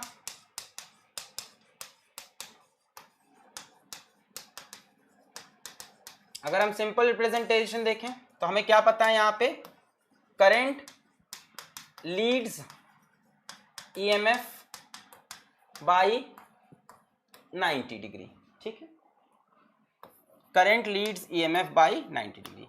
बच्चों करंट को मैं ऐसे ही बनाऊंगा स्ट्रेट, ये आई नॉट। इस बार ईएमएफ कहां बनेगा, ऊपर की नीचे, इस बार कितना बनेगा वी, ऊपर की नीचे, ऊपर की नीचे, ऊपर की नीचे, नीचे की तरफ बनेगा। सभी को क्लियर है, नीचे की तरफ, क्योंकि ये 90 डिग्री पीछे है इससे, क्लियर, 90 डिग्री ये पीछे, क्लियर। तो जब वीसी बनाना हो तो नीचे आ जाओ, वीएल बनाना हो तो ऊपर चले जाओ, क्लियर। चलो वेव डायग्राम पे आ गए। वेव डायग्राम बनाया जाए, V is equals to V not sine omega T, I is equals to I not sine omega T plus pi by 2। बच्चों साइन 90 प्लस थीटा आपको पता है क्या होता है, मैंने बताया कॉस थीटा होता है। So I not cos omega t. V का ग्राफ किसको फॉलो करेगा, सिंपल साइन के कर्व को फॉलो करेगा। 90 पे मैक्सिमम, यहाँ 0, यहाँ मिनिमम, यहाँ 0। सो V का ग्राफ तो शायद सेम ही बनेगा, ये V का ग्राफ सेम बना एकदम। अच्छा I का ग्राफ किसका बनेगा, कॉस का। बेटा कॉस का ग्राफ मैंने बताया था कहां बनता है, या तो ओरिजिन के ऊपर से बनता है या ओरिजिन के नीचे से बनता है। यहां बताओ ओरिजिन के ऊपर से बनाऊं कि नीचे से बनाऊं,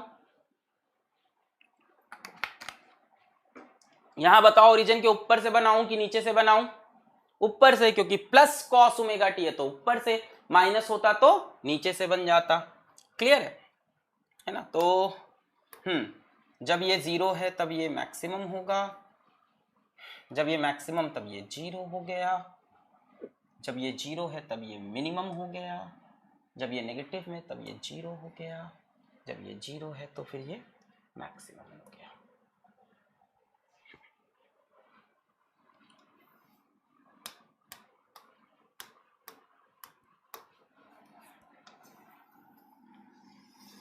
ये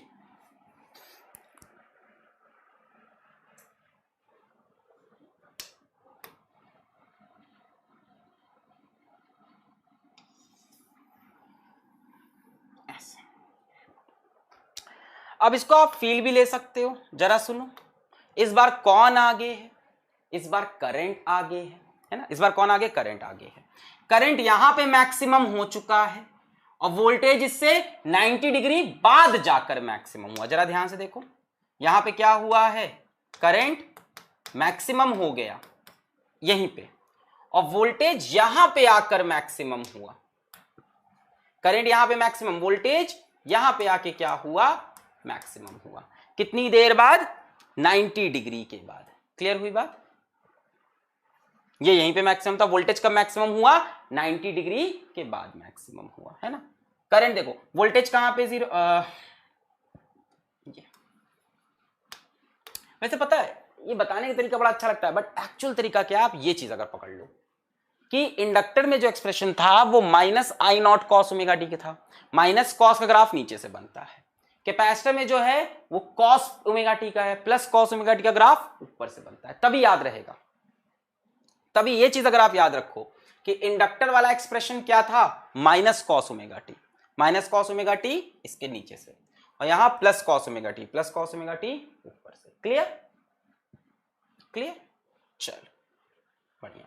कैपेसिटिव रिएक्टेंस की बात कर लें, जीटा सी की।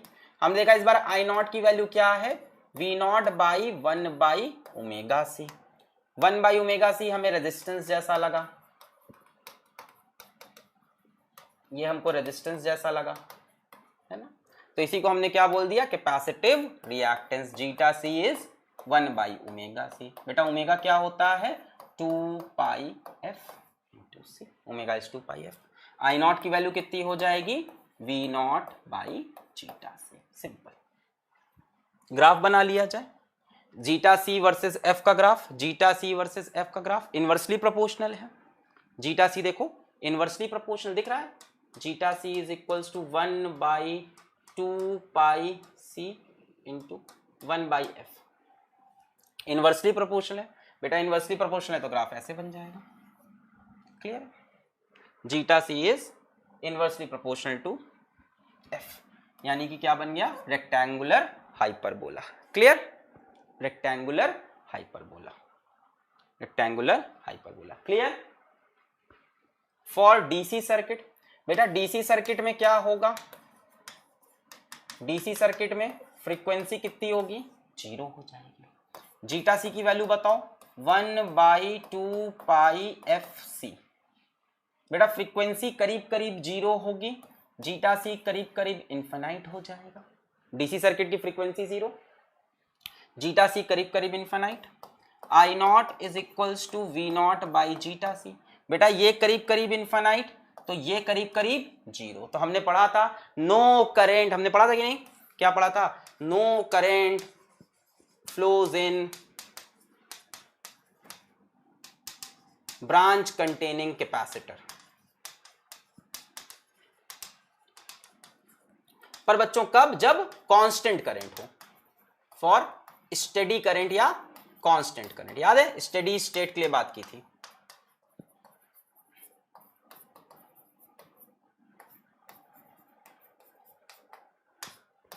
क्लियर? इसीलिए वहां पे करंट 0 होता था। सवाल करते हैं, आ जाओ सवाल। A capacitor of 1 microfarad is connected to an AC source of EMF 250 sin 100 pi t. Write an equation for instantaneous current through the circuit and give reading of AC ammeter connected in the circuit. यहां पे हम equation देखते हैं, फिर second part देखेंगे। चलो चलो। Capacitor of 1 microfarad, a capacitor of 1 microfarad is connected to an AC source of EMF इतना, ठीक है ना। कैपेसिटर कितना है, 1 microfarad is connected to an AC source of 250 sin 100 pi t, 250 sin 100 pi t, ठीक है। हमसे क्या पूछ रहा है, इक्वेशन फॉर इंस्टेंटेनियस करंट। बेटा करंट की इक्वेशन चाहिए हमको, ठीक है। अच्छा एक काम करते हैं, सबसे पहले जीटा सी निकाला जाए, 1/ओमेगा सी हो जाएगा। बेटा ये ओमेगा समझ में आ रहा होगा आपको, E is equals to E not sine omega T, ये ओमेगा दिख रहा होगा आपको, ये क्या चीज हो गई, ओमेगा हो गया। सो जीटा सी कितना हो जाएगा, 1/100 पाई इंटू सी, सी कितना है 1 माइक्रोफेरेड यानी 10 टू द पावर -6 हो जाएगा। बेटा ये कितना हो जाएगा जीटा सी, 10 की पावर -6, 10 की पावर 2, 10 की पावर -4, ऊपर गया 10 की पावर 4 बटे पाई, यही होगा। 10 की पावर -6, 10 की पावर 2 कितना हो गया, 10 की पावर -4, ऊपर गया 10 की पावर +4। अब आप करंट मैक्सिमम निकाल सकते हो, I not is equals to E naught by zeta C. E naught कितना है 250 दिख रहा है, अपॉन जीटा सी कितना है 10 टू द पावर 4 बटे पाई। बेटा ये पाई ऊपर चला जाएगा, I not is equals to 250 into pi upon 10 की पावर 4 यानी 4 0, 10 की पावर 4, 1 0 0 कैंसिल, 25 1 ज़ा 25, 4 ज़ा 100 0। आई नॉट इज इक्वल्स टू पाई बटे 40, पाई हो जाएगा 3.14 अपॉन 40, है ना, ऐसे लिख लें 40 को, 40 को ऐसे लिख लें या छोड़ो, अच्छा सिंपल 40 लिख के डिवाइड कर लो, 40 और 4 से काटते हैं इसको, 4 1 ज़ा 4, 4 10 ज़ा 40, इसको 4 से काटो 0, 4 7 ज़ा 28, क्या बनेगा 34, 4 8 ज़ा 32, 0.78 और 10 भी नीचे है। सो आई नॉट कितना हो गया 0.078, 0.078, 0.078। बेटा ये E का एक्सप्रेशन है 250 sin 100 pi T, E is 250 sin 100 pi T.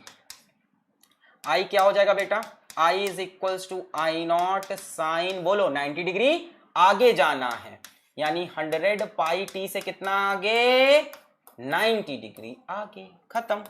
0.078 sine 100 pi T plus pi by 2, this is the correct option 0.078 sin 100 pi t plus pi by 2 0.02 0.04 ये होगा है ना अप्रॉक्स 0.078 करीब करीब 0.08 100 pi t plus pi by 2 approx यही आएगा ना 0.078 तो 0.08 कर सकते हैं उसको अप्रॉक्स क्लियर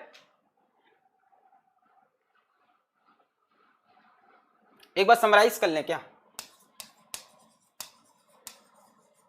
समरी आ जाओ प्योर इंडक्टिव की चलो जल्दी से समराइज करते हैं देखते हैं आपको कितना समझ में आया प्योर इंडक्टिव में चलो देखते हैं आओ आओ एनर्जी में आ जाओ एक बार समराइज करते हैं प्योर इंडक्टिव में E is equals to E not sine omega T होता है I is equals to I not sine omega T minus pi by 2 भाई इसमें करंट क्या करता था करंट लैग करता था कितने से पाई बाई 2 से यही चीज तो पड़ी है क्लियर क्लियर अच्छा आई नॉट की वैल्यू देखते हैं बेटा आई नॉट कितना होगा ई नॉट बाई जीटा एल और जीटा एल कितना होगा ओमेगा एल कई बार ओमेगा नहीं गिवन होगा तो zeta L 2 pi F into L done done इससे ज्यादा कुछ नहीं था इसमें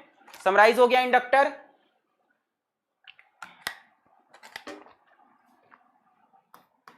क्लियर दिमाग अब एकदम स्टेबल है ई करंट उससे 90 डिग्री पीछे I not is E naught by zeta L ये सही है I R M S is equals to E R M S by zeta L ये भी सही है but I instantaneous is equals to E by zeta L ये गलत है क्लियर